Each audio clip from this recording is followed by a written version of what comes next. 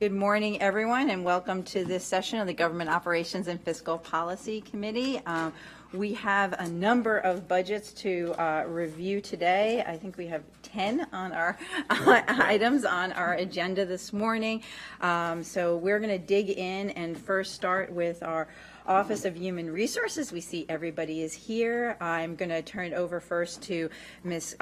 Goslia, and she's going to walk us through the packet.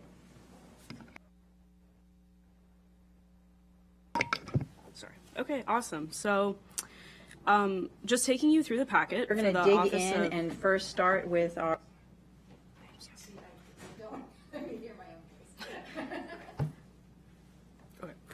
Sorry. So for the Office of Human Resources, the county executive is recommending an increase of about $46.4 million or 12.03% from the FY25 approved operating budget. Of this amount, $45.6 million or 10.9% are for cost adjustments for employee and retiree health benefits. The executive's recommended increase includes $367,000 in programmatic and staffing enhancements. This includes the following 5 items: $120,000 for the county-wide management training programs, $176,000 for the shift of customer service resources from TEBS to OHR, $39,000 for personnel costs from the Employee Group Health Insurance Fund to the General Fund, and about $30,000 in personnel costs from the General Fund to the Employee Group Health Insurance Fund. And then lastly, $32,000 for the NeoGov applicant tracking system subscription modules. The executive's recommendation also includes a $815,000 increase for compensation adjustments and required operating expenses. These items reflect a continuation of current staffing and service levels. The operating budget equity tool analysis for the department states that the Office of Human Resources plays a unique role in advancing the county's commitments to advancing racial equity and social justice, specifically through its county-wide reach and partnerships, as well as its inclusive recruitment practices. On page 2 of your packet, you will find a table detailing out the budget for OHR, including what was approved in FY25 and what is being recommended for FY26 in the General Fund, as well as the Employee Health Self-Insurance Fund. In terms of vacancies, as of April 2025, there are 22 vacancies in OHR with 20 in active recruitment. 16 positions have pending start dates, and there are 2 vacant positions associated with the LEAP 4 MCG program, which are not being actively recruited for at this moment. A summary of the vacancies are detailed in the packet for your perusing. Pages 3 and 4 of the staff packet provide greater detail about the background and functions of OHR and also provide the OBET information which is relevant to OHR. In summary, OHR has a variety of strengths with their commitment to racial equity and social justice, which is particularly shown through their partnerships with other departments and reporting of demographic information and gender pay equity. On page 5, you will find a summary of the county executive's recommended budget changes, which we will go over in more detail as we move through the packet. Starting with the first proposed increase for $120,000 to enhance county-wide management training programs.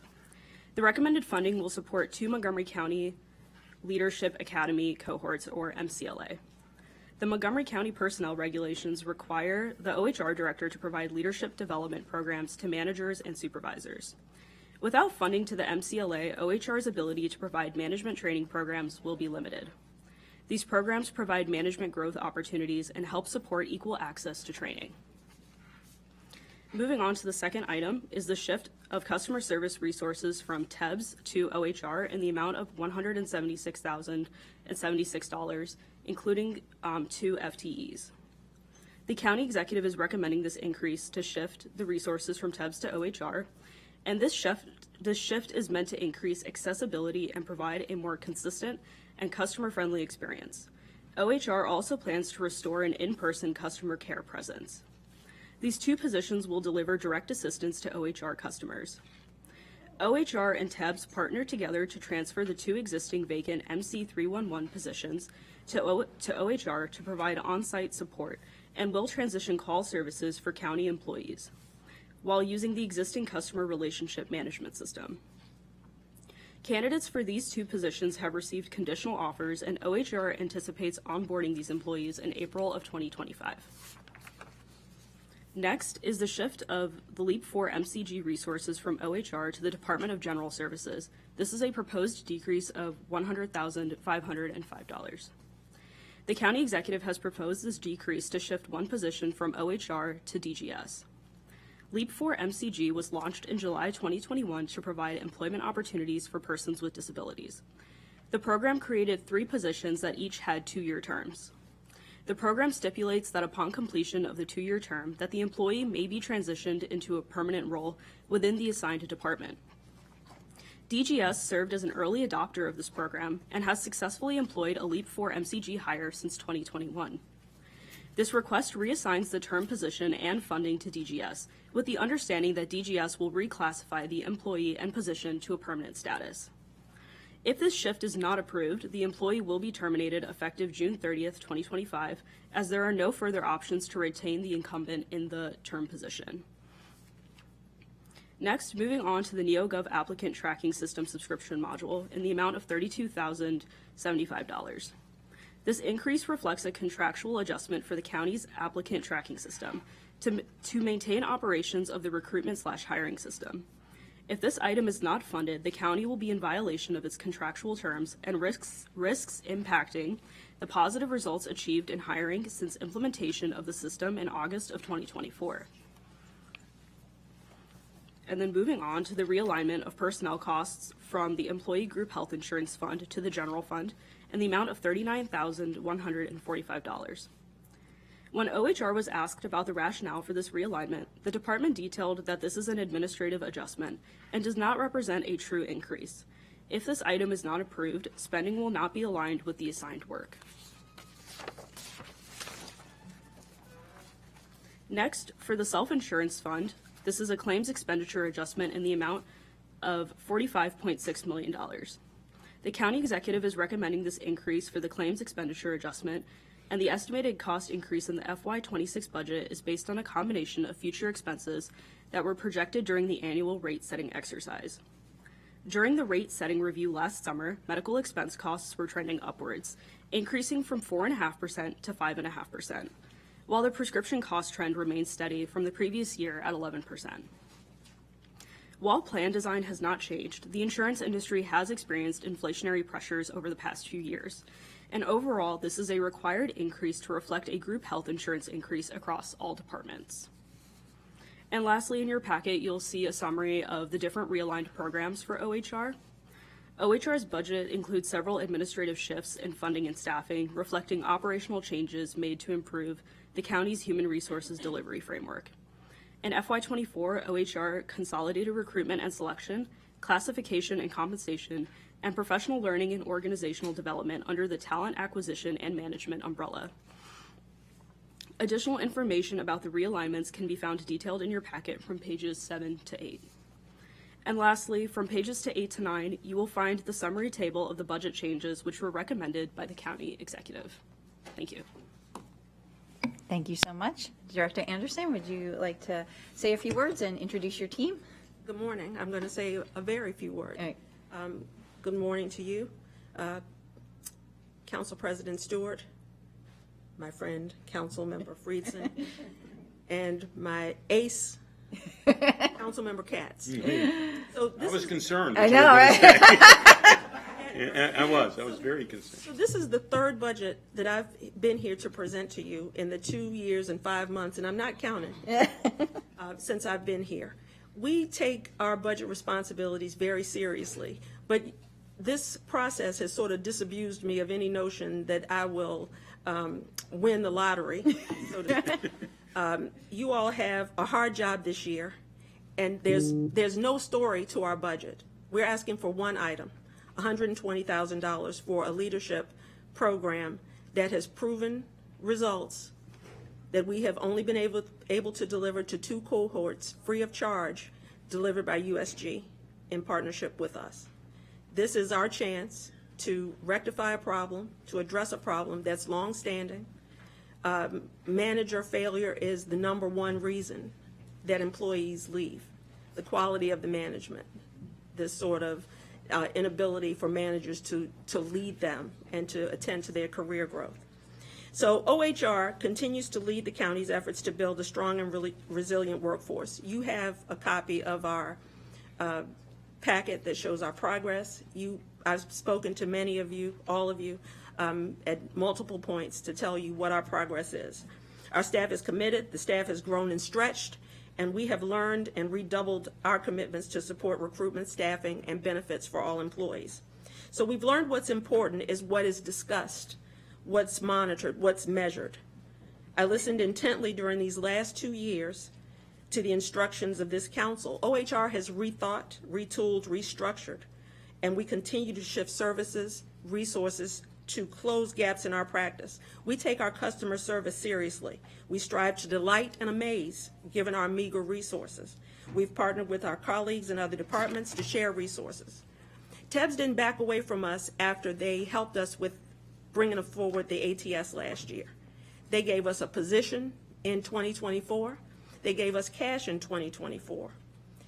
They didn't back up from us. Instead, they gave us in FY25 2 vacant positions to help us address our frontline, front-facing customer service needs. That's one of the areas that employees throughout the county complain about, that they have to call 311, tell all of their deepest, darkest health needs to 311, and then wait. We're trying to address that.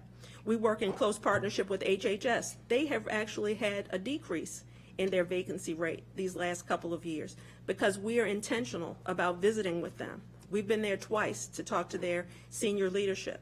We have a standing Thursday meeting with them for their hiring managers to get help. Our staff talks with their hiring teams multiple times a week. We work closely with the Office of the County Attorney. They guide us on challenging EEO issues and help us with our labor problems. OHR's budget is 99% people. Everything that's in there looks at a person, our staff. It looks at the health benefits for employees. It looks at a minimal amount of training. You'll see in your packet. We've gone from $300-something thousand in 2010 down to 30. If we had just kept that money, we would have had $400,000 to absolutely train employees. So I'll say this, that I recognize that this year's budget is lean and that you do have a hard job. Our work doesn't directly sit in front of the hungry person, the unhoused person, or the sick person. But it absolutely is important to help this county meet its mandate to care for those unhoused, sick, and hungry people. If we don't get this right, nobody wins. We're foundational to this work in the county. I want you to know that I appreciate your leadership and your support. The confidential conversations we've had, the good advice that you always give to me, I am very appreciative of that. I take this responsibility, your faith in me, the county executives, the CAOs, my team back at the EOB, watching us, watching me come and beg again. We all take it very seriously, but we cannot keep doing this on a wing and a prayer. We've got to have this money. I appreciate it, but a little cash will help a lot. So I'm here with the Brain Trust yet again. I have our senior budget analyst, Shantae Jackson, Division Chief for Administration Extraordinaire, Jenna Shovlin, the stalwart general, Dr. Lolita Wheaton, and my ace in the hole, Policy Division Chief, just like Mr. Katz, Sam Frushour. And we're here to answer We your should question. get together. Right. Yeah, 2 aces. 2 aces right here. All right. Good pocket pair. Yeah, I know. There you go. Well, thank you very much, Director Anderson, and the entire team. Over the last few years, our Office of Human Resources has really stepped up and filled a need. I think the first year that this council and you came before us, we had a lot of questions, and we did a deep dive into vacancies and how we were doing that. And your team really rose to that challenge and has really helped, I think, our departments and our county be stronger. I did have just one question on the request for the management training. I could not remember how many people were in a cohort. So there's up to 35 people in each cohort. The last 2, the practice runs, had 30 each. Okay. Great. So in my mind, I think you're correct that the idea of training and having the support for our managers keeps good people in place and reduces that turnover, which reduces your work, which reduces us, quite frankly, losing talent, but also resources here in the county. So I'm okay. I don't know if Councilmember Friedson? Mm-hmm. Yeah, I won't bury the lead. I also support the 120,000. You've done it well, finding other resources, proven that it is working, and have come back with lean asks, which we appreciate, and I think we should reward good behavior. And I also think we need to support our team. And I think this is a good example of it, a cost-effective way for us to make an impact on recruitment and retention, which is obviously a major need. So supportive of that. I will say that you get 2 aces in your hand, you should bet. So put your chips in the middle, for a poker reference. But I appreciate all the work. I also appreciate the cross-departmental coordination. That was not happening. We pushed pretty hard on that. Clearly, there was major disconnects, prior to 2 years and 5 months and however many days ago, and there have been a lot of intentional efforts. I know that starts at the top, but it's also true of the whole teams, and that integration is happening much more. It's clear to us. We don't see it every day, but it's obvious when you're coming before the committee, particularly during budget times, when it's not happening. It's almost like you don't realize it when it is happening, but it's like a flashing red light when it's not happening, and it's a troubling dynamic, and it's been something that has frustrated the predecessor of this committee with Councilmember Katz and me in this committee over the last few cycles, and so really appreciate that as well. Just want to acknowledge that. I hope that continues and expands, but clearly that's happening. This is one of the dynamics with the vacancies that we're seeing, of being able to utilize vacancies that aren't happening in one department in another, so that we don't have to just keep adding and looking at vacancies that aren't going down, but actually can start addressing that in a workforce that actually makes sense. I did have a question. Just obviously this is not a choice really that we have. We have to pay our bills, but the self-insurance fund number is a staggering number, $45.6 million.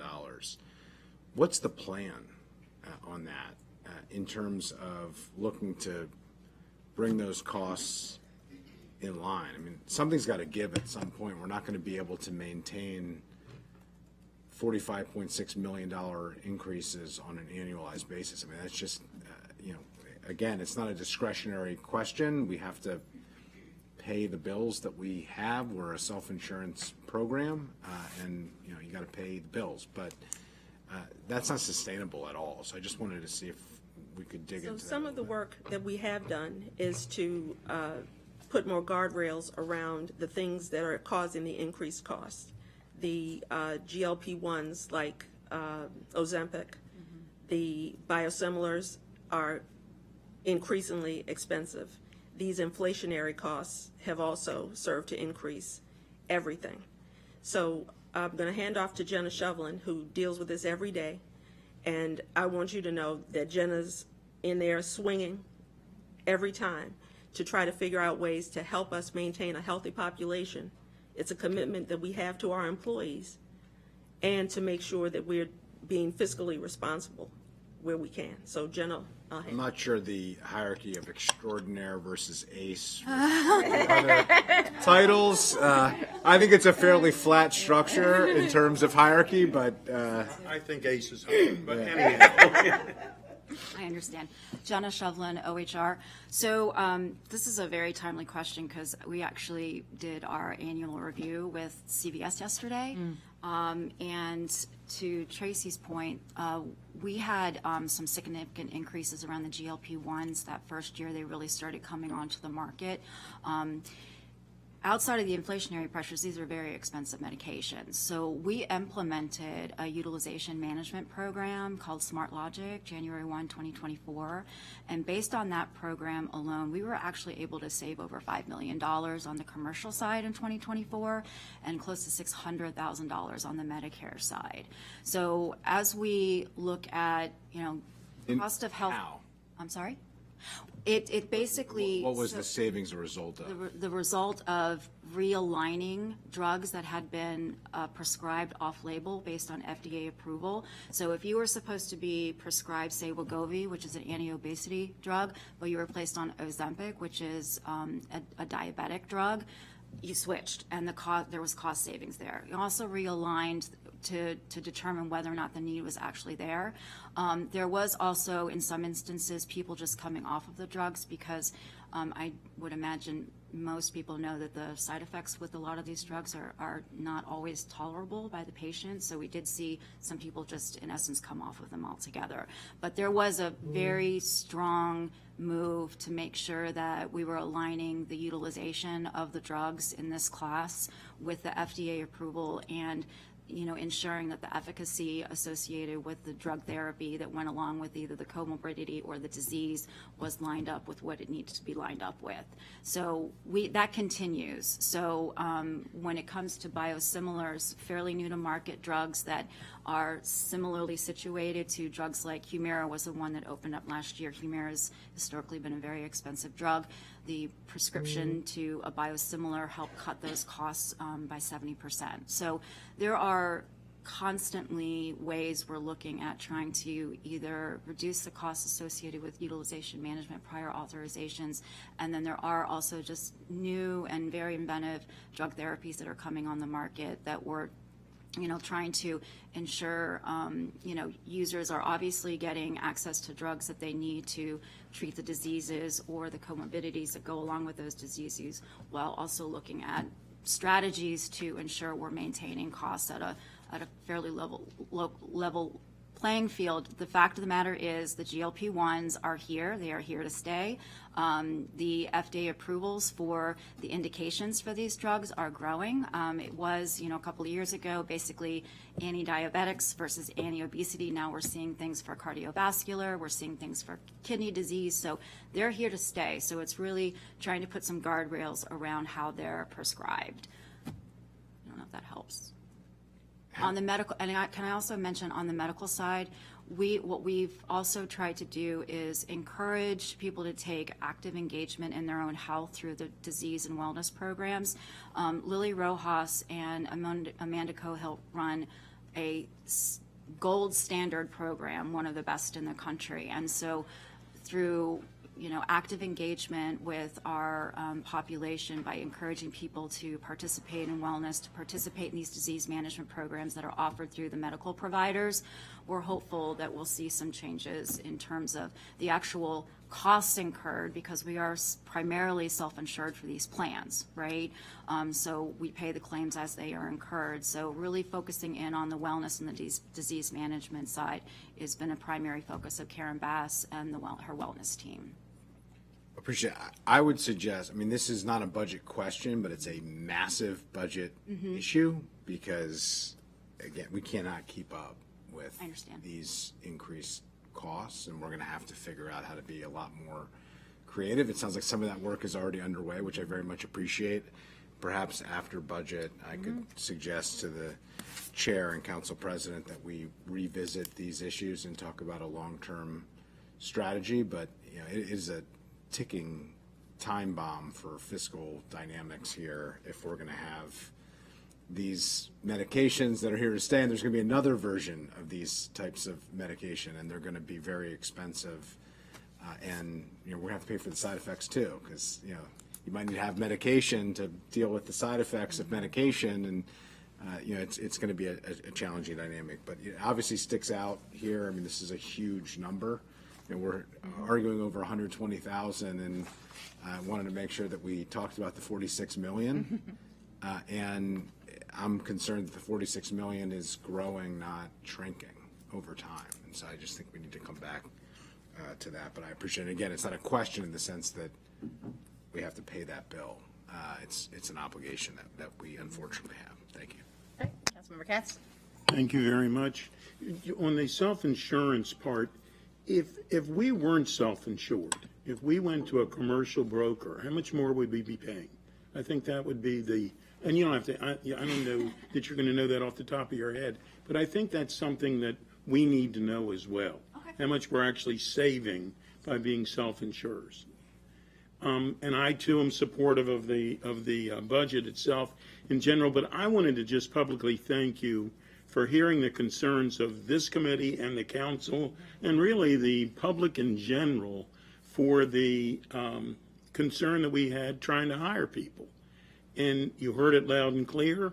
You continued to work, and we really continue to attract the best of the best, but it's gotten more and more difficult to do that. Some other people have figured out our systems.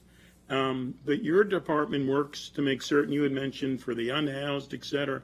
Your department hires people to make certain that the unhoused, the housed, the people who have had a lot of fortune in life, and a lot of people that have had no fortune in life are all looked after in Montgomery County.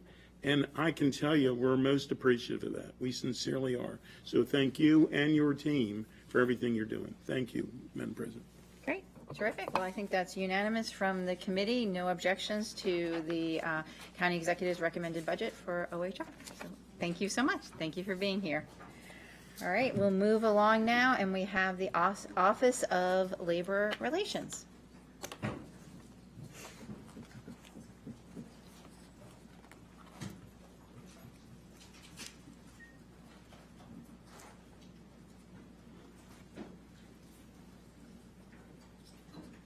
Great, I'll turn it over to staff. Yep.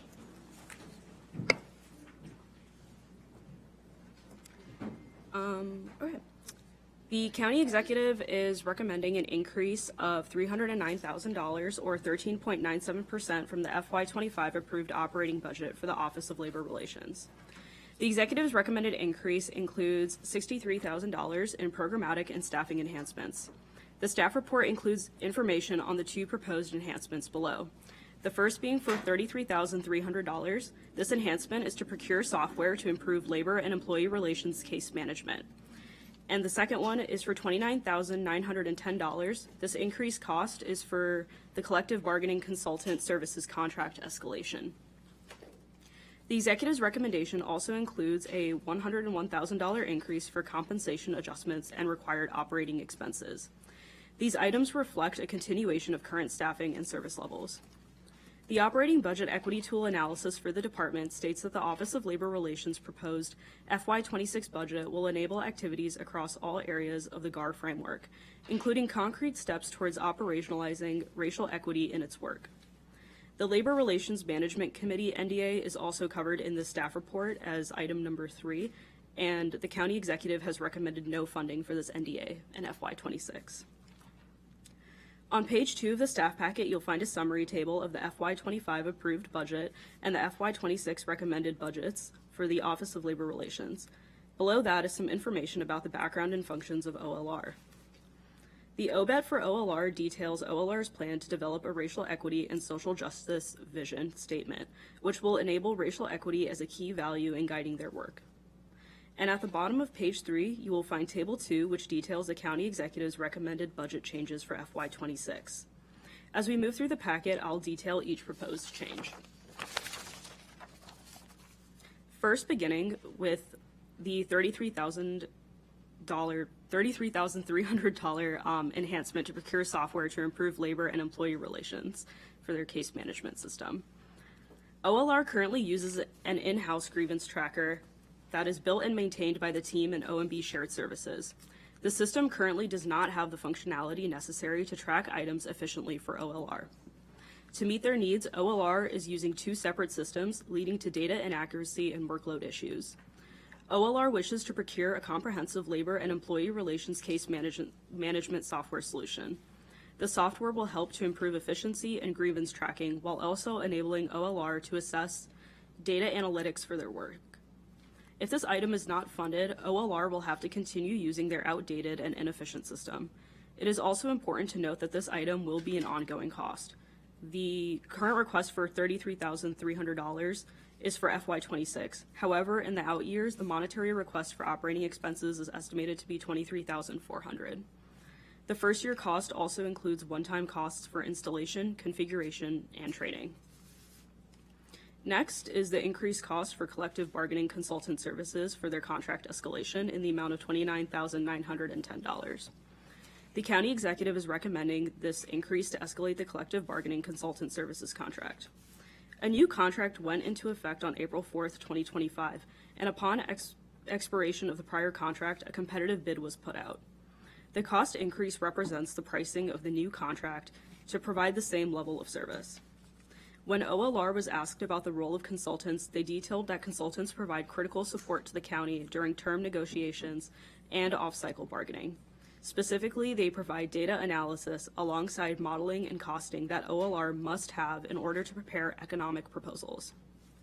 Without funding for this item, OLR's ability to enter collective bargaining with necessary data and analysis will be hindered.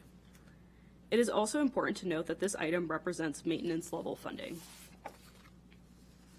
Next, to cover the Labor Management Relations Committee NDA, the Labor Management Relations Committee was established to foster cooperative labor relations between the county and employees in the MECGEO union. The committee attempts to resolve matters that affect bargaining unit employees, both county-wide and department-specific. This NDA provides funds to implement the recommendations of the committee. Additionally, the committee is also a MECGEO contractual obligation. In FY25, the executive recommended no funding for this NDA, as well as no funding for this NDA in FY26. The executive notes that there is sufficient fund balances from prior years available for use. And for your reference, the current NDA balance is $107,896. The table on page 5 details for you a summary of the budget changes that were recommended by the county executive for committee consideration. Thank you. Thank you, Ms. Harling, and your team. Thank you for being here. I don't know if you have any remarks you want to make to the committee. Sure, I'll keep it brief. Thank you so much for your time today. I'm joined by my colleagues, Deputy Director for the office, James Donaldson, and Labor Manager, George Lacey. As you know, we've grown modestly in the past year, but we still remain a small but mighty team. We lead labor relations for the county. In fact, our team is so small, we're all right here. I appreciate the work they do every day. I want to make sure to thank them for that. We negotiate the CBAs, which are highly impactful to the county. We provide everyday real-time guidance to departments regarding employee issues, maybe related to performance, conduct, CBA language, and everything in between. We process all grievances. We administer the collective bargaining agreements. We manage ADR processes, mediation, conflict facilitation, LMRCs, and we offer countywide trainings on labor and employee relations issues and have expanded those offerings in the past year. We are asking for some modest enhancements to ensure that we can continue this work and to perform efficiently and effectively. And with that, I'm happy to answer any questions you have. Great. So I had one question just to start us off on the OBET feedback, given the expansion of doing trainings and other things. One of the recommendations was to diversify the type of materials, planning to discuss in staff meetings, ensuring conversations connect to OLR's broader mission. Just didn't know if you if your team has had time to digest that feedback yet, and any thoughts on how you might look at the work moving forward. We have not yet fully digested the feedback. We will be taking this back. We have made some improvements in this area and will continue to make improvements.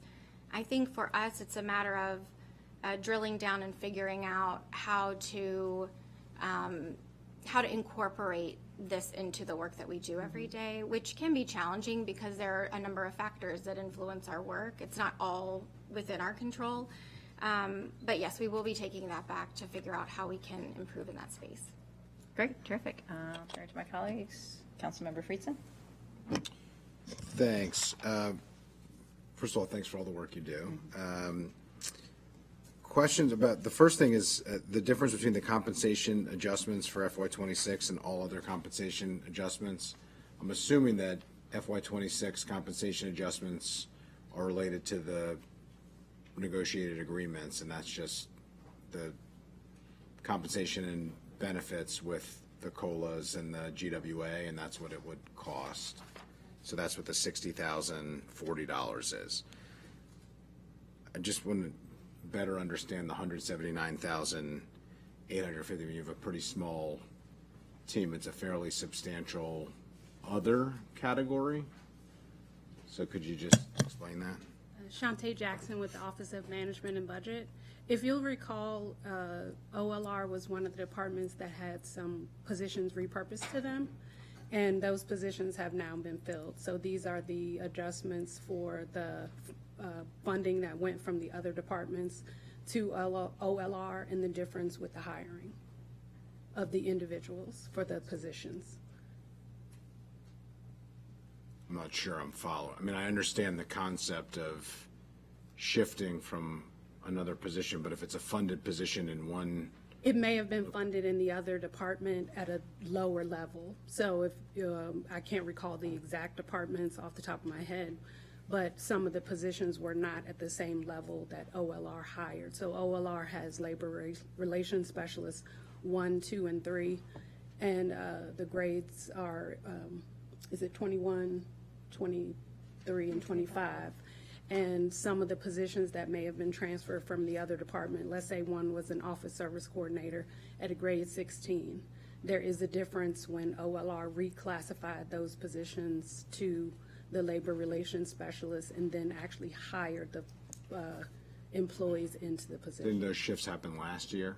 But they're realized if they occurred after the CE's recommended budget had been submitted, it's a timing issue for when the budget is submitted versus when they may have actually completed the reclassification and actually brought the folks on board for the information that was brought into the system for budget development for FY26. But when the proposed shift occurred, Correct. the you would funding- know that you're going from an office coordinator in one department to a labor relations 1, 2, or 3, and that there's a cost difference. So shouldn't that be baked into the budget proposals sent by the county executive last year? Correct, it was, but then when OLR actually hired for the folks, there could have been some, increases or decreases. We provide a base level of budget support for vacant or new positions, the repurposed, reclassified So it was position. budgeted at the midpoint, let's say, and they were Correct. brought in higher than the midpoint? It could have been, or Could again. you share with us the details? Yes. Of that? I mean, obviously, we don't need names, but,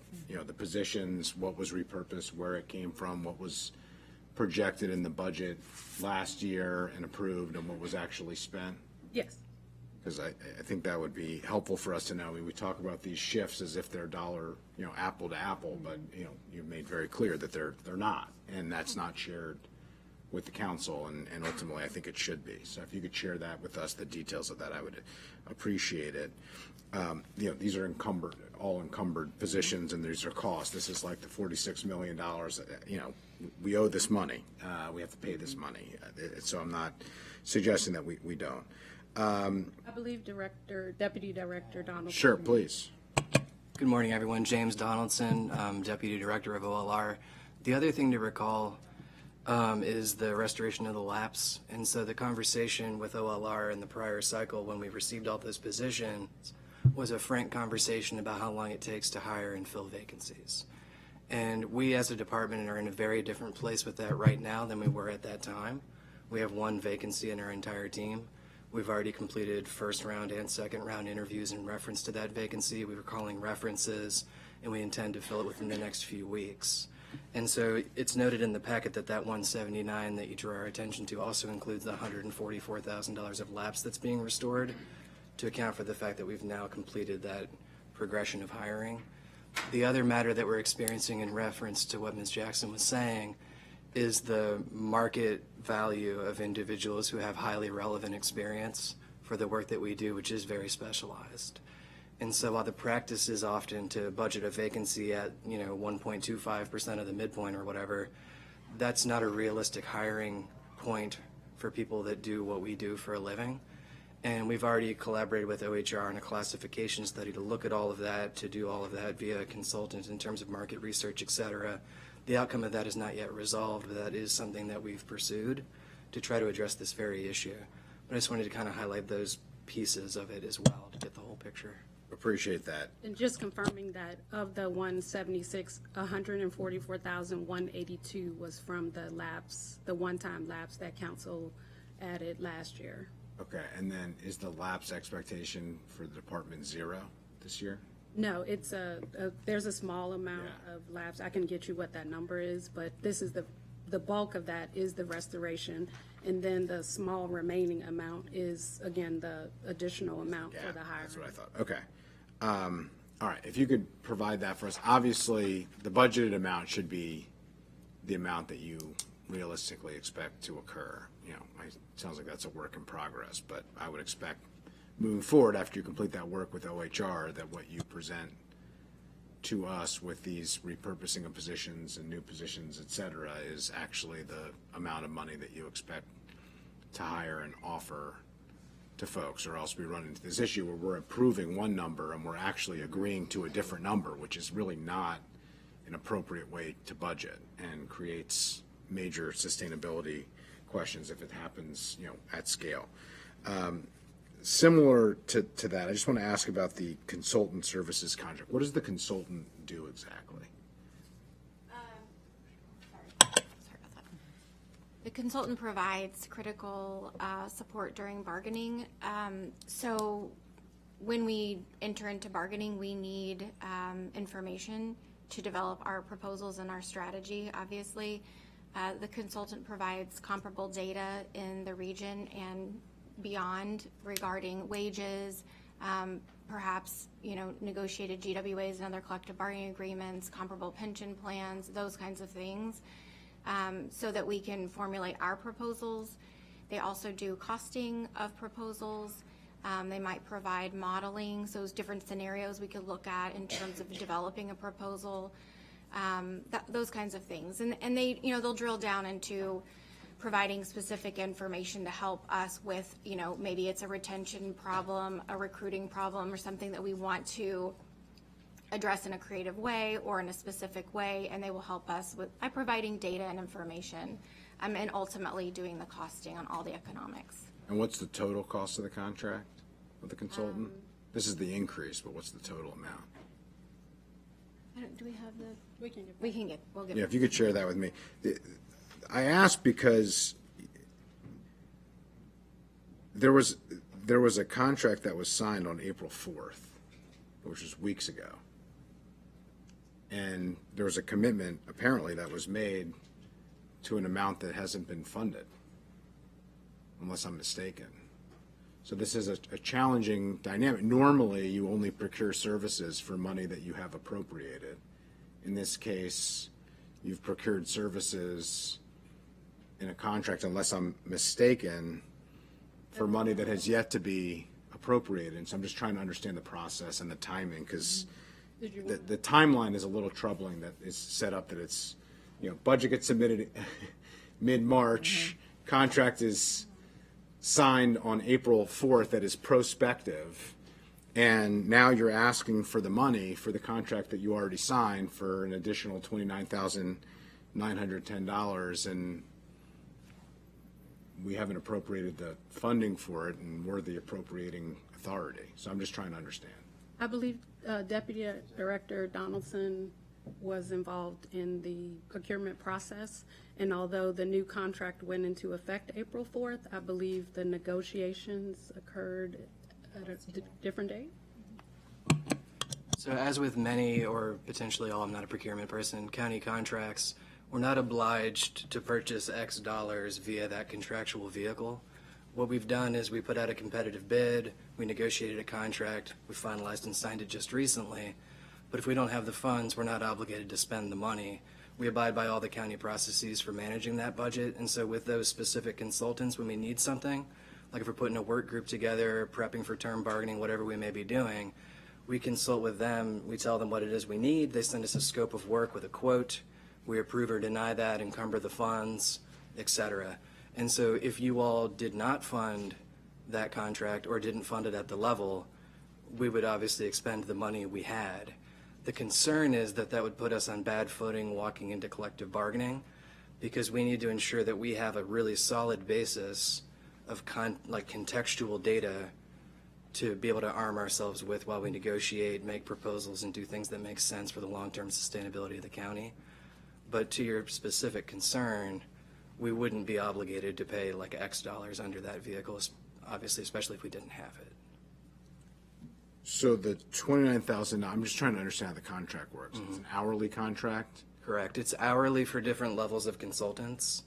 And so when we say, like, here's the project we need done, we need comparables for starting salaries for police officers, whatever it may be. They'll be like, this is how many hours of which type of person that would be, this is the total cost that would be. Okay, encumber the funds, bill the invoices against the encumbrance. These are, you have to estimate it, right? So the rates are hourly rates. We're estimating the amount of work we have. We're walking into negotiations in the fall with multiple unions. And so we anticipate higher cost also for that reason than we might have had in a year like this past one where we negotiated with a single bargaining unit. And so it's projections. We're committed to managing our budget responsibly. And so whatever it is that we're appropriated is what we're going to manage. Does that address the concern? Or if not, please let me know. Yeah, okay. So you're just asking for, you're essentially asking for more money in order to pay for more hours at a higher rate that was negotiated in the hourly contract that you have. Or to potentially pay for same level of service at a higher rate. It sort of depends, like our operation differs year over year, but that's the basic idea, is to get what we need for the kind of base layer of like research and preparatory.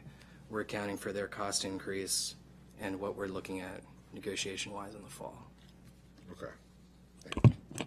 You could provide us the actual amount of the contract and how the rates change, and I would actually ask for the actuals, not just the budget amounts, but the actuals related to collective bargaining consultant costs over the last several years, just so we can compare. That'd be helpful. Thanks.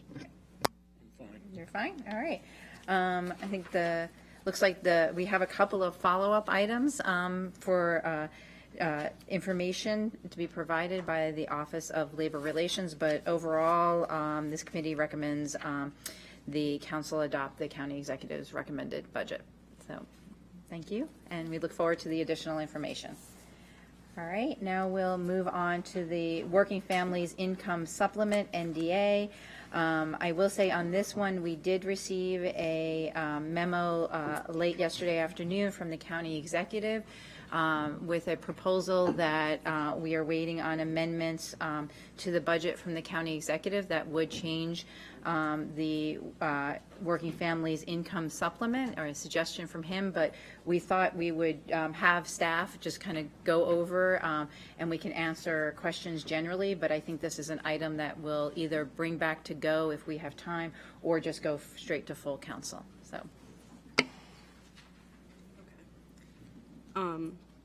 The county executive is recommending an increase of $3.1 million or 11.3% from the FY25 approved operating budget for the Working Families Income Supplement NDA. The Working Families Income Supplement NDA has one recommended enhancement, which is for the $3.1 million. This is for increased costs due to actual state billing. As we go through the packet, I'll share more in detail about this cost increase. Table 1 shows a summary of the county executive's FY25 approved budget and FY26 recommended budget for this NDA. Below, there is a short summary detailing the background of the Working Families Income Supplement NDA. There is no OBET analysis available for this NDA. For information about the OBET analysis, please look at the staff report that was submitted for the Department of Finance, where WFIS is housed under. Table 2 lays out the one recommended budget change by the county executive, which we'll dive more into now.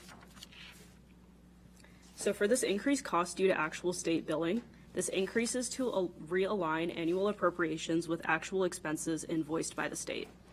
WFIS informed council staff that the current appropriation is insufficient, which requires the lifting of budget controls during the fiscal year and end-of-year transfers. Montgomery County is one of the few local jurisdictions in the country that offers a supplement to the state EITC. Currently, the Montgomery County Working Families Income Supplement is a 56% match of the state EITC for eligible county residents. The state has increased its match to the federal EITC to 50%, up from 45%. And currently, the total combined county and state match is about 78% of the federal EITC.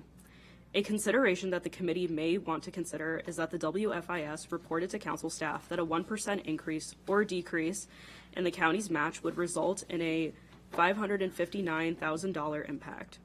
If the committee were interested in finding savings in the WFIS, it could consider reducing the current 56% match to a lower amount. Page 3 of the staff report details a summary of the budget items discussed and the items for committee consideration. Thank you. Great, thank you. Does Department of Finance or O&B have anything to add on this? Not this time. Do my colleagues have any questions about this? Because we'll have to come back to it. That's it. That's So, exactly. thank you for that overview, and we will see you back again at some point to discuss what we do with this and the county executive's potential amendments on this. So thank you for being here. All right, we'll now move on to our next item, which is the Public Education Fund, NDA. Okay. The county executive recommends maintaining level funding of $333,333 from the FY25 approved operating budget for the Public Elections Fund, NDA. The executive's recommended budget includes two items: $283,000 for a catch-up increase for the Public Elections Fund to increase the fund balance in advance of the FY27 election cycle, and $50,000 for contractor support for the State of Maryland Public Financing Program. As we go through the packet, I will speak to each item in greater detail, and below you will also see Table 1, which details the recommended and approved budgets from FY25 and FY26. So for the Public Elections Fund background, on pages 1 and 2, you'll find some background information about the fund and how it functions. The Public Election Fund provides for the distribution of public contributions to qualified candidates in a contested election and is under a legal framework. In terms of the OBET analysis, the Public Election Fund, NDA, did not receive an OBET analysis, and for information regarding the relevant OBET analysis, please refer to the staff report that was submitted for the Department of Finance. As we move into the budget discussion items, you'll find Table 2, which details the county executive's recommended budget changes. First, beginning with the increased cost for the Public Elections Fund catch-up increase in the amount of $283,000. In 2023, a final recommendation was given by the Public Elections Fund Committee, which recommended a 4-year budget appropriation plan. That 4-year plan, starting in FY24, aimed to fund the program to $1 million via $250,000 a year appropriations. However, the program was not funded in FY24 due to fiscal constraints. This led to a shift to a 3-year budget appropriation strategy. The 3-year plan recommends an appropriation of $333,333 each year to achieve the $1 million target for the FY27 election cycle. Overall, the goal is to achieve $5 million in the fund. In your packet, you'll also find Table 3, which displays the total fund balance as of March 2025. Currently, the March 2025 balance, including income from interest, is about $4.6 million, and of that, the FY25 interest income was about $98,000, or almost $99,000 actually. Next is the increased cost for contractor support for the State of Maryland Public Financing Program in the amount of $50,000. This $50,000 increased request from the State Board of Elections is to support a resource center at the SBE. The SBE recently hired a contractor to handle all of the Maryland counties that utilize public campaign financing, and has requested that each county make a one-time contribution per election cycle to help offset the cost of this resource. This resource was deemed necessary by the SBE to help administer the increased distribution requests, with more counties utilizing these types of programs, and to reduce distribution request delays for the upcoming election cycle. If this resource is not able to be subsidized by counties' funding, it might not be able to be absorbed in the state's budget for the next fiscal year. If this contractor resource isn't available, it could delay the review and processing of individual county candidate certifications, distributions, and responses to campaign inquiries. The contractor resource is under contract with the SBE and was onboarded in early March. And for note, this item is a one-time request for 2026, and no request is anticipated by the SBE in the FY27 budget. At the end of page 4, you'll find a summary table with the recommended budget changes for committee review. Thank you. Thank you. Thanks for the update. Any comments from OMD or the public education? No, election, sorry. Yeah. The new person. Right. Good. All right. Well, in my mind, this is something we need to move forward with. We have elections coming up in the near future, and this breakdown makes sense to me. Colleagues? I'm good. Nope. We're good. We will accept the county executive's recommendation for this. And thank you for your morning and excellent work. And now we're going to switch it over and to go to the Office of Racial Equity and Social Justice.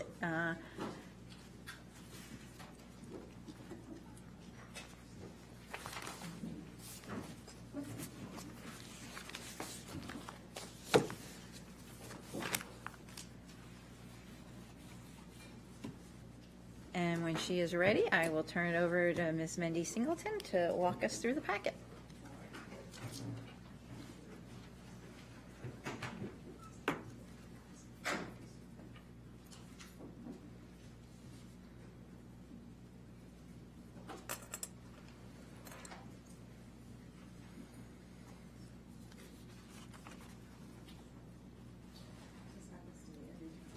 You can't ever Oh, yeah, tell no, if it's hard, yeah. You got it? Now? No.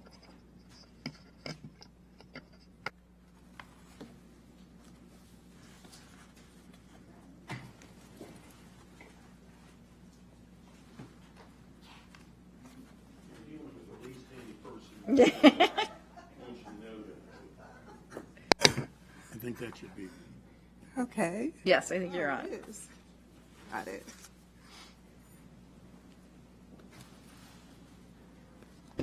Good morning. Morning. Good morning.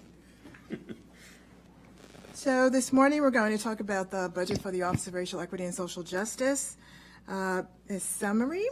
The county executive recommends an increase of $108,766, or a 6.94% increase from the approved operating budget for the Office of Racial Equity and Social Justice. The increases recommended for our ESJ consist entirely of compensation adjustments and non-discretionary operating expenses. The operating budget equity tool analysis for ORESJ demonstrates a strong commitment to advancing racial equity and social justice, and council staff has not identified any potential reductions for committee consideration. With respect to the budget, the recommended budget is $1,676,448,000. The personnel costs are $1,438,211, and staffing for the FTEs are 8.5 FTEs.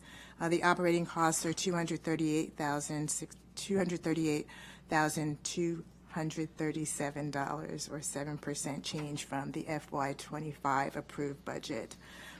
Also in the package, you have a department background, you have the operating budget equity tool analysis, and as I think you know, this has changed from a numerical rating score to a modified SWOT analysis, strengths, weaknesses, opportunities, and threats, but just these strengths and opportunities, and those are listed and summarized on page 2. And then for the remainder of the budget discussion items, those are on page 3. Outlining the compensation adjustments, the net all other personnel cost adjustments, and the net operating cost adjustments. And then you have the summary of the committee decision points, which I spoke a little bit about earlier. Great. Thank you so much. Ms. Ward, do you have any opening remarks or things you want to update us on? I don't know. Just want to thank you all for your continued support. Just a flat budget this year, no new ask. We'll continue to do our work with our staff of 8.5. And any other vendors or contracts we'll use through our contracting, through our operating or operating dollars, which is a small pot, but I think sufficient for the coming year. Great. Awesome. Since you're here, I do have some questions. Always a good opportunity to catch up for a few moments. But we know that the the OBIT tool has been changed, and, have you received any feedback? How are you finding the differences working? I think the jury's still out. I think we are waiting. As we are in the midst of budget, honestly watching closely on the interactions during budget with departments and council.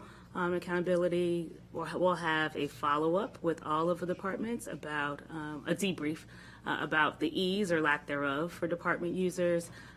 We will consider, as we always do, changing the tool depending on the ease of use, the understanding, and where we think departments are in the process. So I think we're anxious for May when we'll start that debriefing process.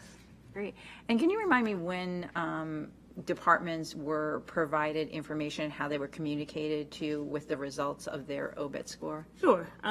They are provided a memo from me, as well as their score, not their score. Right. We don't the analysis, the strengths, weaknesses, and opportunities, and then the letters in the memo says, please contact us if you would like to have a one-on-one. And we scheduled one-on-ones this year with our top 10, which was basically the biggest departments budget-wise, and went through the tool, our analysis, and they were able to give us feedback on what they thought, where there was some rebuttals, maybe there were some misunderstandings, but we made sure to schedule one-on-ones with those top 10 departments, and as always, ask departments to follow up with us should they want that level of technical assistance at the end of budget. Great. And that happens, what's the time frame? I'm just curious, because as we go through budgets, sometimes it's hard to know how much they've been able to digest the findings so far. I'm trying to think of when we sent those over. Gosh, it all is a blur. So I think we sent that over February. Okay. I'll double check with my folks. And they were able to have one-on-ones with us before it went over to you all in March. Great. And then one other question, I feel like this comes up every budget year, but which departments are supposed to do their OBIT? Which departments aren't mandated to do it, but you look at them, and I feel like we're hearing from colleagues, and I feel like each year there's confusion. Yeah. So the legislation calls for the executive and legislative branches to go through the racial equity and social justice OBIT process. And so that does not include judicial branch. And so courts, sheriff, all folks who are not in the two executive or legislative branches. So MCPS does also not go, they do, but not to the extent that this one goes through. WSSC does not, Park and Planning does not, as well as Judicial Branch. Okay. But if, I think the Office of the County Attorney who's here today and other folks. They are executive branch. Right, so they do it, and if one of the departments or branches that you talked about does do it, you all will, even if they're not mandated to do it, you all are. We'll take a look at it. Okay, all right. Thank you for clarifying that. Confusing. Good. We're joined by Councilmember Balcom. You can follow up on that, and then I'll turn to my colleagues. I'm sorry. No, it's all right. You're good. So the clarifying, non-departmental agencies, the NDAs, they're not required. Not covered. Okay, I think we're getting a lot of that question. Thanks. Yeah. All right. Councilmember Friedson or Katz, anything? Good. No? All right. Well, we will follow up probably with more. I know we have an item before this committee that we weren't able to schedule before getting into budget, but it is on our list, and I promise we will as soon as we wrap up budget. More questions then. Yeah. Terrific. Well, thank you for being here. Thank you very much for that. And this committee recommends to full council the county executive recommended budget for the Office of Racial Equity and Social Justice. Thank you very much. All right. Up next is our Department of General Services. And we'll have Mr. Mia walk us through the packet when he is ready.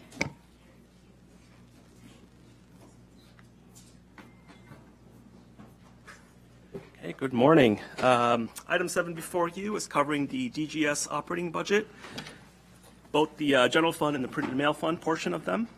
There are also a total of 7 CIP amendments that were submitted by the executive in March and April for consideration as well.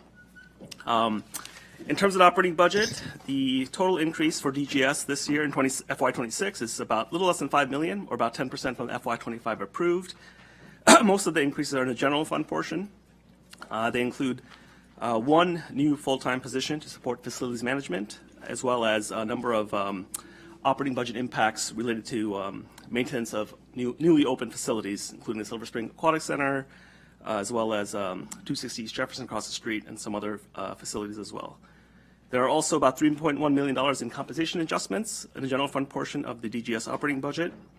And there's also a $27,000 item for a 3% inflationary adjustment for contract service providers, which will be reviewed by the full council separately. On the print and mail portion, there are no staffing or programmatic enhancements. The increase is about $235,000, and that's mostly related to required operating expenses. So I'll stop there and go further a little bit. Great. Director Dice, you want to? Thank you. David Dice, Director of the Department of General Services. I'm joined by my 2 deputies, Greg Boykin, who runs our operating department side of things, and Greg Ossent. He's the Department of Greg's, who runs our capital and development side. We're pleased to be here. I'm not going to pretend to be as eloquent as the Human Resources Director, who did a fine job standing up for a department. You all are very much aware of what we do. Many people are not, because we're everywhere but not always seen. Although I did get the air circulating in this room about a half an hour ago, so you can thank me for that. Gas leak. Yeah, well, we're also the ones We're not going that to talk about that today. we're also the ones that closed the COB. Okay, good, yeah. Don't start with. And one list is a lot longer than the other. Exactly. But anyway, we're pleased to be here and answer any of the questions you have. Great. I think I just want to start off, if we could, on the new position that Mr. Mia talked about. If you could talk more about the need and what that position would be doing. Certainly. There's 2 positions. One that you talked with HR about that we're getting from them as a fiscal assistant. This position, and it's captured on Page what's that? Page 9 of the packet. Yeah, page 9 and 10. You can see the amount of escalation that's occurred with the invoices that DGS processes each year. And we're currently doing this work with the contract resource, but the volume is expanding and the contract is expiring. So we are concerned, I am concerned about getting into a position where we simply cannot process invoices in a timely manner. The relative comparison with other departments that have staff larger than we have to do this work, we are struggling to keep up with invoice payments and processing. The work that this position does is listed on the top of page 10, working with payment issues with vendors, working with finance, P-card transactions, monthly statements. So we've gone from just in 3 years from 6,700 invoices processed to over 10,000. It's just the nature of the expanding aspect of what we do. And if we're going to be faithful to the business community and maintain a positive reputation for timely payment, we need the staff to process the invoices. And do we have the analysis done of like continuing with contract services versus bringing on a position? And is there going to be a savings there? How does that get offset? Because I imagine if we bring on a full-time position, then we don't need the contract. That's correct. We would eliminate the contract to have the position. Yeah, so is there a savings there? How much is the contract for? I don't have that figure in front of me. Do we have that? I know. I can get you that figure. Yeah, I think, for me, I think before, the need is there, right? And Oh, yeah. as you said, we need to make sure, and we hear from folks when their invoices do get held up in the business community and others as well. So there is an obvious need to be processing these invoices in a timely manner. I think before I'm prepared to move forward in talking about adding an FTE to our county government, which is something that we've also talked about in terms of what that does to our long-term sustainability for our government, I'd like to have a little bit more information to know about the advantages and disadvantages of continuing with the contract versus bringing on a full-time. What I do know is that the current contract is $27.64 an hour, and this position, not sure what pay grade this is, but we'll get you the financial breakdown in comparison. Yeah, Councilman Friesen, did you want to follow up? Yeah, I mean, there's two questions here. One is the obvious question you heard from Council President, which is, what is the cost benefit here? And does it make sense to continue the contract? The other question is, if the contract is expiring, why don't we see the cost savings? $27.64, how many hours was it budgeted for? And shouldn't we see a shift of a reduction in, X number of hours for this contract and replacing it with this full-time equivalent position? Is this the full amount that we're getting, the $72,000? Is this the ongoing? I mean, yeah, and this contract was not budgeted. It's been pulled out of our resources, just trying to address the problem before it became a problem. So we brought on through an existing county contract. DGS has been covering these costs. So we're in a deficit because of this, but priority has been to get bills paid. And how long have we had the contract? A year, 2 years. All right, I feel like we need to have more information here. Okay. Because if we've had a contract for 2 years that actually wasn't budgeted for or brought before us as a committee as something, like that's a whole nother issue. And so appreciate you finding in your own budget to do this, but Mr. Mee, I think before we can make a recommendation on this part of it, I think we need a lot more information on how long we've had this contract, if it's going to end, like what are the cost benefits to going to an FTE here and Sure. and yeah. Yeah, and I'll just know, I mean, this is starting to become a theme. We've heard this morning that there's the budget that comes to us of what you're asking for, and then there's the actual budget that your departments are dealing with, which seems to be like a second set of books. Yeah. And that's troubling. Like the fact that there is a separate account of which you found money to utilize another contract somewhere else, and that's nowhere to be found, and it's been ongoing for multiple years, and We're not printing money. This We're is just not spending it elsewhere. I understand, but you get authorized to spend money exactly how the council authorizes it to be spent. That's what an appropriation is. It is a legally binding enablement for the department to spend money. The idea of discretion, I mean, we're seeing this at the federal level. I mean, I just want to be very careful in how this is responded to, and it's not just directed at you and in your department. This is a broader point that I was making that we have heard repeatedly this morning, that we have a huge number of vacancies in county government. I have been sounding the alarm on this for years. One of the reasons why that is troubling is that it provides a cushion for departments to spend money without appropriate levels of fiscal oversight, which bypasses the appropriation authority under the charter, which is our constitution in the county, of the county council. So yes, there should be some level of wiggle room to be able to meet urgent needs, but there are limits to that.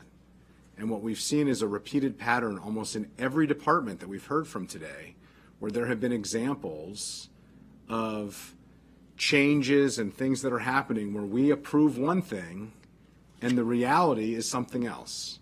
And at no point does it ever come back to the council for approval. At no point does it ever come back to the council for notice. And we are duly elected to provide appropriation authority, to pass the budget, to provide executive departments with authority to spend taxpayer dollars, and it's coming back to the council that provides the public with the sunlight to understand how their money is being spent. So I'm making this as a broader point. It's not a DGS point, it's a broader point. But yes, we need to find out the cost benefit between continuing in a contract at $27.64 or whatever that's going to be moving forward. But there is a bigger question here of what comes to us and what we're approving and what is actually happening within executive departments. And I will just note that I am increasingly troubled from what I am hearing about things that are being approved and have been approved for multiple years, and different things that are actually happening in the operations of county government. Okay. Councilmember Katz? Thank you. And in your analysis, and I believe that you need to pay your bills, and I believe you probably did the right thing by hiring somebody on a contract, candidly. But in your analysis, could you let us know how fast that vendor is paying that, how fast the contractor is paying that vendor? Because, you're dealing with businesses that are waiting for that check, and how fast we would be able to pay the vendor with the new full-time. Okay. Thank you. Okay. Great. Sorry, Mr. Mia, is that where you paused, and am I turning it back to you, or did we go over BlackRock yet? No, we haven't. Okay, all right.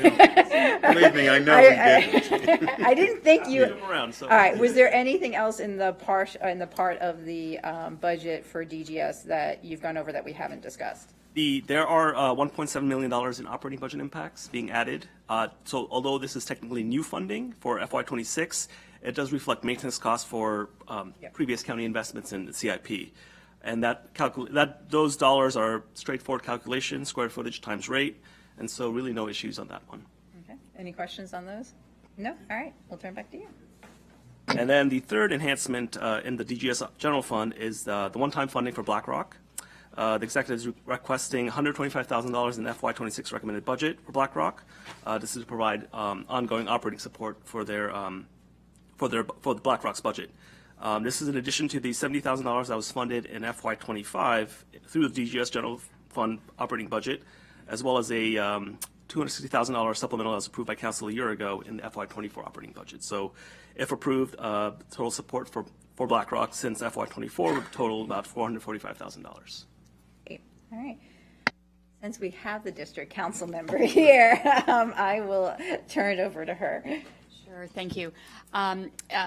So we did fund BlackRock in 2024 and 2025, and with the idea of we have the county owns several arts facilities, and we know that those arts facilities provide more than just the arts in our community. They are economic drivers.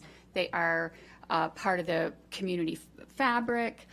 They do a lot of community engagement, and they often do the work of the county in making sure that we have movies on the lawn, or we have seasonal celebrations, and also convening county events, specifically that either the county council or the county executive branch requests to have space in those facilities.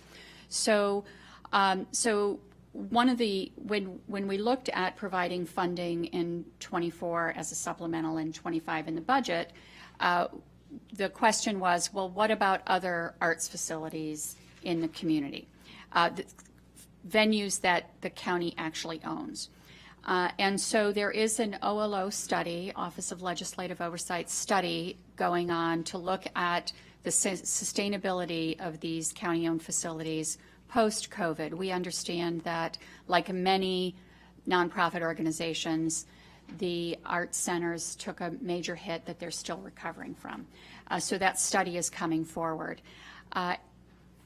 with a particular intention of looking at what is a sustainable model for the county to support these entities for non-arts funding. We have the Arts and Humanities Council, who provides arts funding for all of our arts organizations, regardless of who owns those entities. Arts and Humanities Council does a great job of looking at a formulaic model of providing support. But we know that a lot of these entities provide so much more to the community than arts activities. So a potential model would be to look at what are those activities and what do they cost to provide. And so this is considered one-time funding in that we need to have a much longer discussion, a much more in-depth discussion about how we're going to be sustainable in the future. So, of course, I support this request, and I hope you do too. Thank you. Councilmember Friedson? Yeah, well, first of all, appreciate the district council member for her advocacy. Appreciate BlackRock for all of their work. I mean, this is a good example of an area of the county, as the district council member noted, where there aren't a lot of county and public facilities, where we don't have the Silver Spring Civic Center that serves a similar function in Silver Spring, where we don't have the Wheaton facilities that we have in a community that relies on it in a significant way. I really appreciated the request and receiving the community activities outside of the arts and the $275,000 estimated value that we are receiving. The organization doesn't charge the county an appropriate amount for every time it is utilized in this way.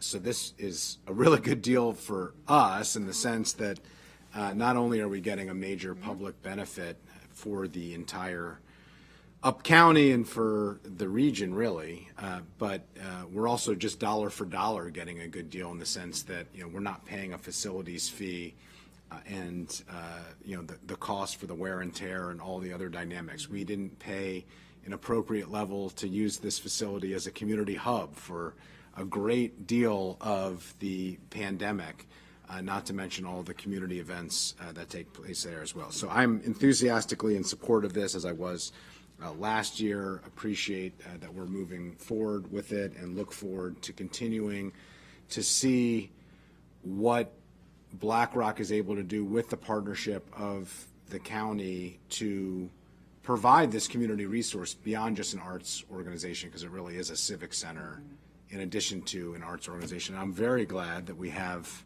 a board member as representation to be able to ensure that it is serving the broader community needs in addition to the arts. The arts are a community need, to be clear, and something that is needed now more than ever given everything that's happening, but it's so much more than that as well. So appreciate it and look forward to supporting it. Okay. Councilmember Katz? Thank you. I too am supportive, but I am confused. In our packet, it says that it is a corrective to reflect the addition of the 190,000 from the state. But it was, so how much are we actually using for county money is what I'm asking. So it was 70,000 FY25 this current year. Yep. The request is 125 in FY26. Okay. The original request in 25 was 250,000 or 60,000. 260. But we got 190 from the state. So so anyhow, that's the bottom line figure. Thank you. Great. All right. Well, my job is made easier going last. One, I just want to say thank you to Katie for being here, the Chief Executive Officer at BlackRock, and all the excellent work you've been doing. And I just want to reiterate what my colleagues have said. I think particularly at this time we find ourselves in our county and with all that's going on, from the federal administration, having a place that is here that will, continue with programming, be supportive of our community, is going to be so important moving forward. And so I think this is really an easy one to make sure we keep in the budget. So, all right. So with the recommendation of the committee, we will suggest keeping that in the budget. Excellent.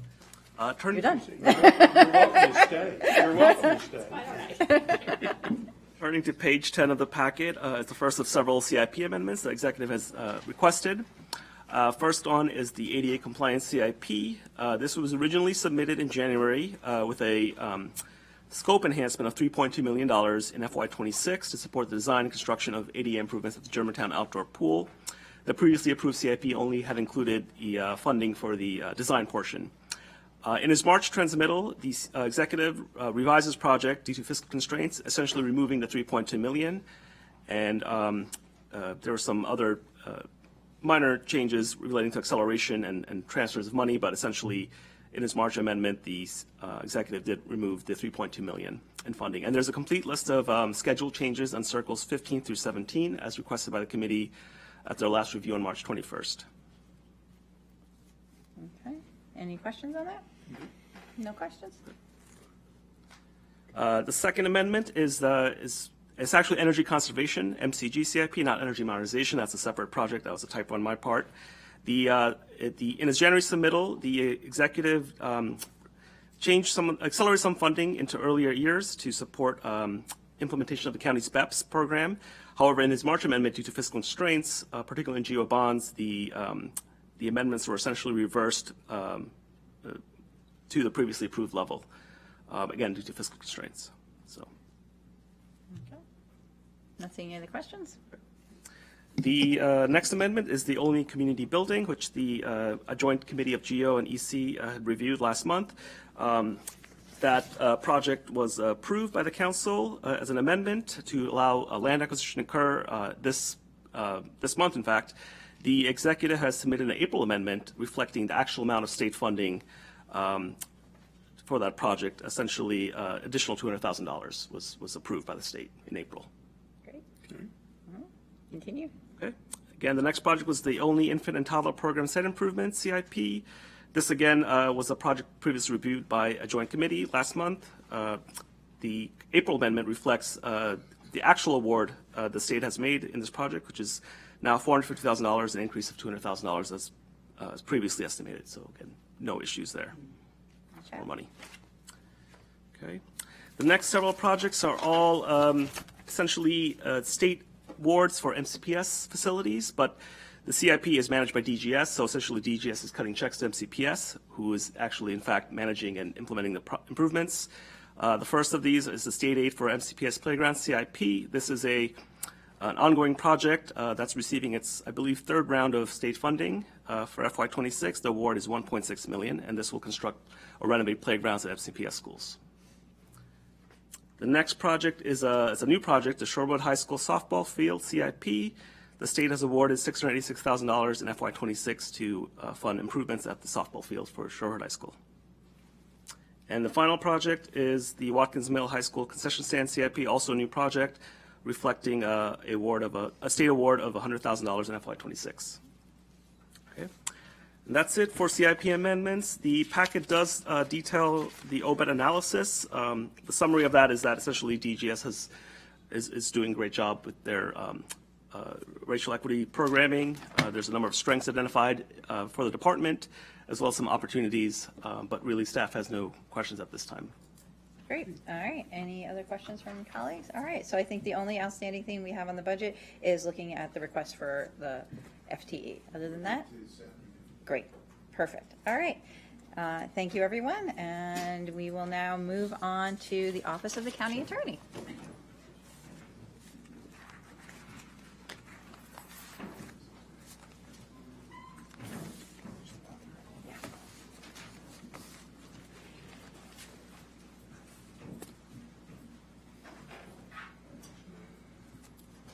Okay, Mr. Mia, whenever you're ready. How are you? For the Office of the County Attorney's FY26 operating budget, the county executive is recommending an increase of $175,983, or 1.7% increase from the FY25 approved level. The increase is primarily due to a staffing enhancement, adding one full-time position to support grants management. There's also about $500,000 in reductions for one-time costs that were funded in FY25, namely a HIPAA audit, which is the funding is no longer needed in 26 for. Other than that, there's about $507,000 in an increase for compensation adjustments, which again is offset by that $504,000 reduction. So essentially, it's really just adding a one full-time position. There is also a minor cost increase of $36,000 for the legal files case management software, and it's a $4,000 decrease in non-discretionary operating cost adjustments, mostly print and mail and motor pool charges. Great, great. Mr. Markos, anything? Good morning. Thank you for the privilege of coming before you on behalf of the Office of County Attorney and all of our staff. We thank you for your continued support.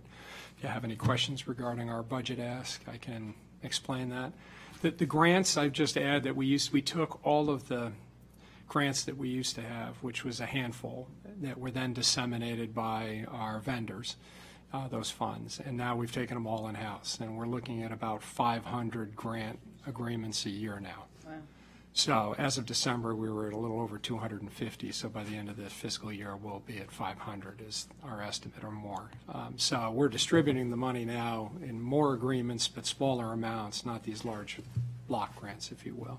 So it's really added a major component to the office's stress in trying to process those, because it's in our Finance and Procurement Division, and we handle 2,000 contracts and amendments a year just in that division alone. So when you add the other 500 for grants management that's been created through the new office, it's necessitated the ask for that additional FTE in my office. And that's gone from 0 to 500. That's the Yeah, I mean, before it was a handful that we were handling because they were, 5 or 6 agreements that were with vendors then that would distribute those monies and subcontracts and others. Now we're doing through the Office of Grants Management. Raphael Murphy asked specifically to have a dedicated lawyer for grants management because it's gone from 0 to 500 a year. So, and I don't see that changing anytime certain. So that, and to the extent that somehow the grants were to lower, we would absorb for sure using all of our contracts lawyers to work on.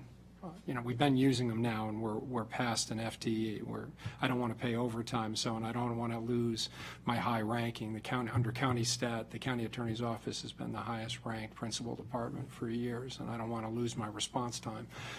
But Raphael Murphy and I did meet, and we met with OMB, and we felt that need, because of the Office of Grants Management creation, that we've got this additional expenditure and effort that has to go on.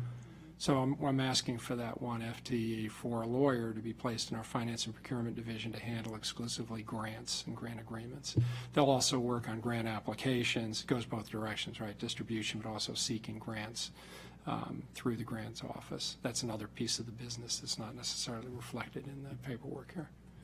Great. And that the cost that's reflected here, that's for a full year. Cost. Yes. Okay. Yes. Just always making sure, because sometimes we get positions that come in. No, I'm glad that Yeah. Councilmember Friedson came back, because I don't have anything hidden in my budget that you haven't seen and beyond appropriation. So, we're the sword and shield for the county, and we're completely transparent with our budget. And we're all personnel. I would add that $36,000 for legal files is kind of an existential threat to the office. So we had ProLaw as our work management tool. ProLaw was sold by Thomson Reuters. The entity that took it over didn't even have our contact information. We actually tried to do a scope of work change to modify some of the software, and we couldn't get in touch with them for months. So and they promised us cloud-based so that we could access any device, and unbeknownst probably to the council, courts now moved to all digital. So for instance, the workers' comp division, everybody's got an Apple tablet and that's got a SIM card in it so they can access their files, but we can't access our work management system while we're in court or before the commission because the program has to be accessed through a VPN and a server, so it's not cloud-based. So I'm trying to improve our work management tool, but I'm also worried about how long the software will continue to be serviced for the existing system. So we have the ask in there for that $36,000 to transition slowly to legal files. And then you wouldn't be dependent on the VPN anymore. That would be the theory, that's right. We'd get off of, well, we're weaning ourselves from pro law. I mean, it touches everything we do, from all of our reports, quarterly reports that we have to produce, our annual report to council on settlements, everything is buried in that program. So we're transitioning slowly. I think it's like 10 licenses by the end of the calendar year, and then, as long as everything's working right, because we're already paying for pro law, so the additional money is to help us with transition into the license for the new software. No, we just had Tebs before us yesterday talking about the VPN. That's why I asked the question. And I'm not a fan of virtual private networks do have some protections, but nowadays, depending on which vendor you're working with, the cloud-based systems are probably just as good with encryption and all that, so I'm not really worried about it.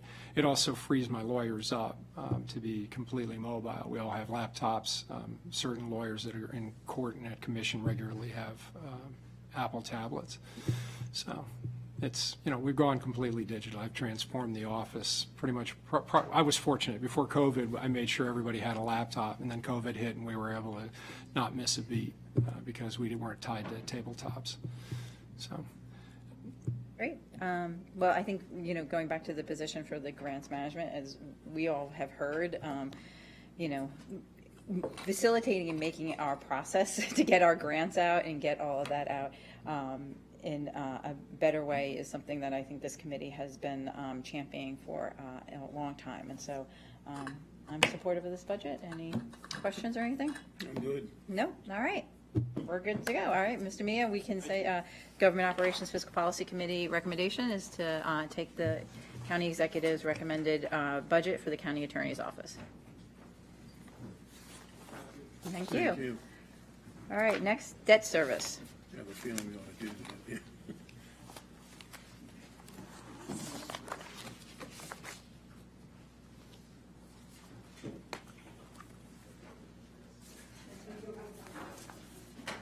All right, Mr. Anbeyer, you have the next couple of items whenever you're ready. Good morning. For debt service, the county executive recommends a decrease of $7.25 million or 1.51% from the FY25 approved operating budget. The debt service budget item reflects obligations on the part of the county to pay debt incurred for past and upcoming FY26 spending decisions. I'm happy to go through some of the highlights from the staff report and then answer any questions or turn it over to our colleagues for additional comments. Moving on to staff 2 of the report, in FY26, tax-supported debt service expenditures represent 6.7% of the total recommended FY26 tax-supported budget. The general fund supports 80.9% of those recommended FY26 expenditures. Some notes on total debt outstanding on page 3 of the packet. The recommended budget estimates the county's total debt outstanding to be roughly $3.49 billion in FY26. The county's overall picture of total outstanding debt has changed somewhat in recent years due to the council's decision to reduce the spending affordability guidelines for the capital budget. And accordingly, various debt capacity indicators continue to display modest improvement in the out years. Some indicators remain somewhat greater than the policy level through the end of this period, and that's reflected at Circle 14 in your packet. Table 3 at the bottom of page 3 details the total debt outstanding by bond category, and I'll note that the top 3 debt categories, which are public schools, general county government, and roads and storm drains, together comprise 82% of total outstanding debt. The table on page 2 details debt service expenditures by category change from FY26 recommended to FY31 projected. The committee can see in the first row and the 5th row of this table, the public schools debt service expenditures are projected to decrease by 7%, and mass transit is projected to decrease over this period by 15.6%. This was brought up because I also had a similar question. It's still a little confusing. I mean, I understand what you're saying. They basically said it's electronic, but it's now your job to deal with all of the administrative work as opposed to the clerk doing the clerical work, which I thought was the function of the clerk, but apparently not. Is this an opportunity for TEBS, for AI? I mean, I would think this is clerical in nature. It's taking documents and inputting the document information into other places to create new documents. It's basically like a number of inputs from multiple documents and having it into a new document or a file of documents, which to me would seem a limited level of artificial intelligence, like my level of intelligence artificially could handle that type of task. Have any thought to that? That's a future possibility. You know, it'd be trust but verify. But the other component that the secretary and legal assistant do is actually package the digital files up for the lawyer to take to the Workers' Comp Commission. The Workers' Comp lawyers do about 2,000 hearings a year. We do no less than probably 4 jury trials a month, which are worker comp appeals. And all of those files are now digital. All the notices, the medical, the ME reports, deposition transcripts, the videos of the depositions, all that has to be handled. So, yeah, I think at some point there might be an AI tool that we could apply for the inbox, applying the notices from the Workers' Comp Commission, but you got to make sure that the right notice goes into the right file by case number and things like that. But we're not there yet. I mean, that's something that TEBS, I know, has been exploring. I'm working with them actually on a chat version for inside the county attorney's office to create form files and research banks. So I'm happy to talk with them about seeing if there's a way to streamline court notices coming in or commission notices. I would suggest, I mean, there are possibilities that a computer program could make a mistake of putting the wrong file in the wrong place, but as someone who will put the wrong file the wrong place today, I guarantee it, as I have, 40 packets that we have to deal with in 3 different committee sessions today. Humans are certainly capable of that and more, so I just think that ought to be something for you to take a look at. I have another question of another item, but I'll yield back on this. No, I think we're good on this one. So, I just wanted to understand the return of contribution, the 2.2, and just understand this was, we received greater than expected income generated by the SIF in '24.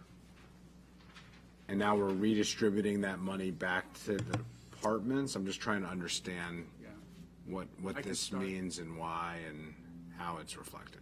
Sorry, I can start with that, but I can't give you the technical.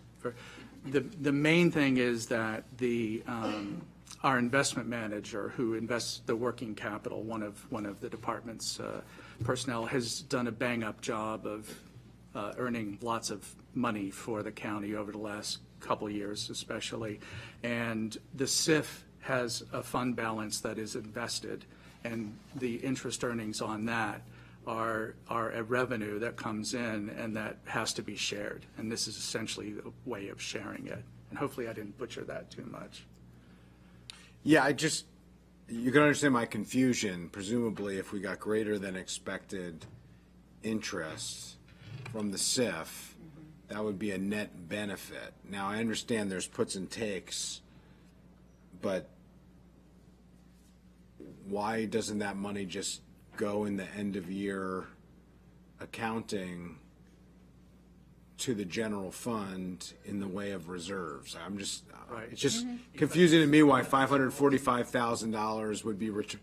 Like, why does the department get returned that money? Why doesn't it get returned as that department's share to the general fund to reserves? I just don't understand. I mean, to me, this would be a closeout accounting issue and not, a detriment to the SIF and the benefit of a department and a line item that is not in the department's budget.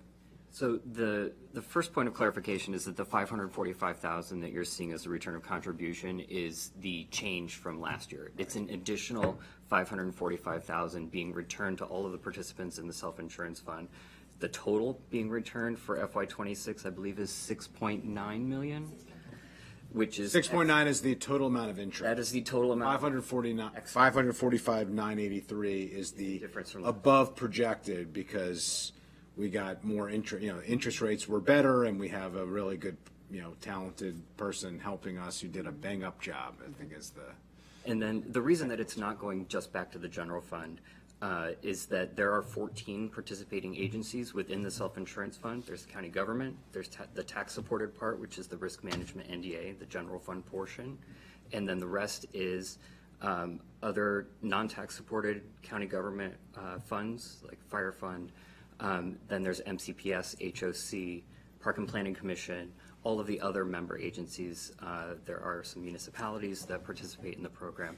So it's not an apples to apples return to just the general fund, because not all of that money that was invested came from general fund dollars. Okay, is the 545,983, is that just outside agencies outside of county government? Is that the reason? That is the total of the entire return of contribution. So the general fund portion is the amount you see in the NDA, the risk management NDA.